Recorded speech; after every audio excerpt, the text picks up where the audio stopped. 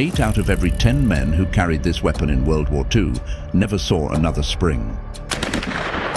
It wasn't because the gun jammed. It wasn't because it was badly designed. It was because the moment you fired it, every single Allied soldier in the city was trained to hunt you first. This is the MP40.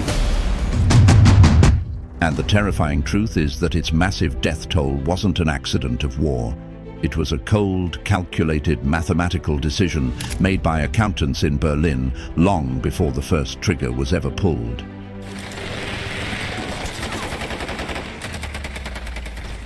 They designed a gun that was cheap enough to throw away, but so lethal that the man carrying it became a walking target.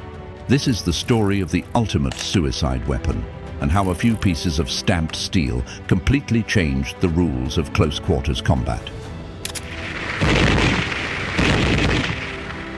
To understand why carrying the MP40 was a death sentence, you have to look at the massive problem the German army had in 1938. They didn't have the time or the money to build enough weapons. Their standard infantry rifle, the Kar-98K, was a masterpiece of engineering, but it demanded 10 hours of precision machining. It used expensive walnut wood and solid milled steel. The German war machine couldn't afford that. They needed millions of guns, and they needed them yesterday. So, engineers did something radical. They stripped away the wood. They stripped away the expensive milled receivers and the screws. They traded traditional gunmaking for folded sheet steel, spot welds, and cheap plastic. They created a weapon that could be stamped out in a bicycle factory. The Kar-98K took 10 hours to build. The MP40 asked for just 3. It was a weapon conceived entirely as disposable. But this cheap industrial shortcut accidentally created the most terrifying urban combat weapon on the planet. Because when you take a cheap, compact gun that fires 9mm rounds at 550 rounds per minute, military doctrine changes instantly. The man who carried the MP40 was no longer just a regular soldier. He was the spearhead. If a squad reached a ruined building in Stalingrad, the rifleman stayed back. The man with the MP40 was ordered to kick the door in. He had to clear the stairwells and push through the smoke-filled hallways while everyone else trailed behind. When you kick open a door in urban combat, you create what the military calls a fatal funnel. Every gun inside that room is aimed at that exact doorway. On blueprints, the German math made perfect sense. The MP40 gunner shocks the room with a massive volume of automatic fire, and then the rest of the squad exploits the confusion. But on the rubble-strewn streets of Europe, it shifted into an absolute nightmare. The shock tactics worked, but they completely consumed the men who delivered them. Look at the after-action combat reports from Warsaw and Stalingrad. 2 MP40 gunners sprint into a building first. They dump 3-round bursts into the doorframes, and the squad floods the gap behind them. But the first man into that room survives, on average, for exactly 4 minutes.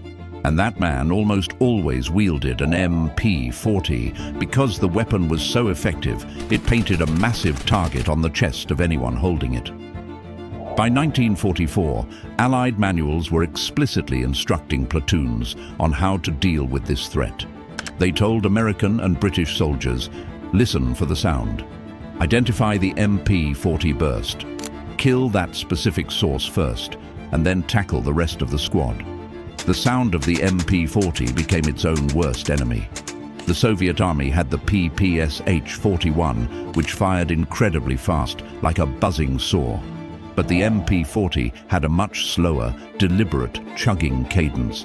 It fired just fast enough to dominate a hallway, but slow enough that every single soldier instantly recognized the mechanical chatter. When a Soviet squad heard that distinct sheet metal clicking, they didn't even look. They immediately threw grenades toward the sound. British paratroopers fighting in the ruins of Arnhem reported hitting the floor in absolute panic when a single German squeezed off a burst from a window. That one MP40 held an entire platoon pinned down until an Allied sniper threaded a shot through the broken glass to kill the gunner. The psychology of the gun was terrifying. Troops under fire swore the MP40's bark sounded much closer than it actually was. Every soldier who heard it assumed there were 5 more hidden in the shadows. But for the German commanders, this was a brutal exchange of human lives for tactical advantage. They deliberately accepted that it was better to lose 3 men carrying MP40s if those men could buy 5 minutes of time for the platoon behind them. By 1943, German casualty ledgers showed a horrifying statistic. The squad leaders leading the charges were dying at almost double the rate of regular riflemen. The legend of the gun was growing, but so was its massive body count. And then it got even worse. As the war turned against the Reich, the veteran paratroopers who carried the MP40 were wiped out. So the massive stockpiles were handed to the next in line, the Hitler Youth Battalions and the hastily raised militias. Suddenly, 15-year-old boys were running through the burning alleys of Berlin with an absolute legend of a weapon in their hands. But their life expectancy was measured in afternoons. Soviet infantry hunted these kids simply by sound. Snipers would wait in the ruins, listen for that measured 3-shot tap, and immediately fire at the muzzle flash. The weapon that was supposed to save the city was getting them killed faster. The Allies didn't just fear the MP40, they realized it was the absolute future of warfare. Britain looked at the cheap stamped steel philosophy and rushed to build the Sten gun. America followed with the M3 grease gun. When your worst enemies completely copy your design, you know you have changed the battlefield forever. But the incredible reliability of the MP40 created a dark paradox. The gun could sustain massive amounts of punishment. It could be dropped in mud, covered in brick dust, and still fire perfectly. But the human beings operating it could not. So, here is the ultimate question. If carrying an MP40 made you the primary target for every sniper in the city, why did Allied soldiers risk severe punishment to carry one when they captured it? Because in a room-clearing fight, no military regulation outweighs survival. There are documented letters from American GIs who pried MP40s from dead German paratroopers in the ruins of Aachen. They wrote home saying they had completely ditched their standard-issue ammunition just so they could carry stolen 9mm magazines. The threat of a court-martial felt completely hypothetical when you were standing in a dark corridor full of enemies. A weapon that turns seconds into victory overrules any paperwork. After 1945, over 200,000 of these stamped steel killers vanished into black markets. Because the gun required no advanced machining, it became the ultimate weapon for rebellions around the globe. Israel fired them in 1948. North Koreans used them in tunnel networks 2 years later. The IRA smuggled them into the streets of Belfast. Syrian rebels were even filmed using MP40s on cell phones, 70 years after the factories that built them were bombed into dust. It proved that cheap sheet steel survives politics, borders, and time. Today, if you handle an MP40 in a museum, it feels absurdly light, almost as if it's built from tin instead of steel. But you have to remember that that simple mechanical click once rearranged the maps of entire cities. You have to remember that the fingers grasping its handguard almost certainly never unclenched again. The MP40 did not shape battles by being the most accurate weapon.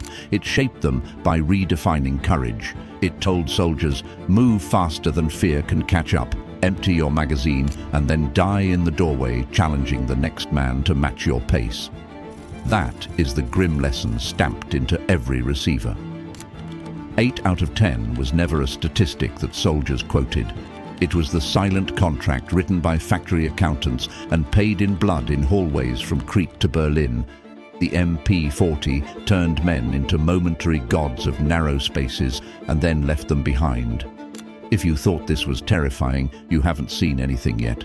Click the video on your screen right now to dive into the next brutal chapter of military history. I'll see you there.